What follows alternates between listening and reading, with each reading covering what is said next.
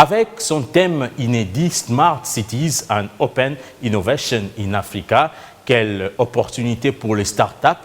La deuxième édition du Forum AfriCap tenu en Tunisie était un événement très important pour la République démocratique du Congo qui était représenté par le ministre de PTNTIC, Augustin Kibasa Maliba. Le patron du numérique en RDC s'est approprié l'expérience tunisienne afin de numériser le secteur agricole congolais. Il a en outre salué l'apport combien louable des startups tunisiens qui proposent des applications sur la gestion des semences et des récoltes. Dès son retour au pays, Augustin Kibasa a fait le point de cette participation. Les détails dans ce récit de Félix Matuidi. C'est un pari gagné par l'RDC d'avoir marqué sa présence dans ces grands messes du numérique Forum AfriCap en Tunisie. Le ministre Augustin Kibasa et sa délégation sont très satisfaits des expériences partagées à la deuxième édition de ces rendez-vous du digital qui se veut un événement très important pour l'éclosion du numérique dans l'émergence des pays africains.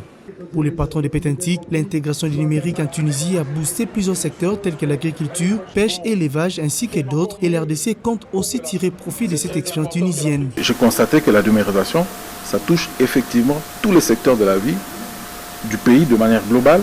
Nous avons une très forte responsabilité de s'assurer que notre pays aussi va suivre le pas de tout le monde et je suis certain que l'avenir du Congo sera meilleur. C'est clair que nous-mêmes aussi, parce que nous sommes de ce secteur, on doit pousser nos jeunes, surtout les startups, à voir aussi ce côté-là. Parce que, qu'on le veuille ou non, la terre ou l'agriculture de manière générale, que ce secteur-là ne sera pas en laisse par rapport à tout ce qui se passe ailleurs. Il ne faut pas que nous soyons en retard. Aussitôt, il a regagné son bureau. Aussitôt, Augustin Kibasa a échangé avec les chefs des services des différentes entités sous sa juridiction afin d'harmoniser les vues après son investiture à ses postes. Aussi, de faire les diagnostics pour des solutions idoines aux contraintes auxquelles ces structures et ses administrés font face. Initiative saluée par ses hôtes.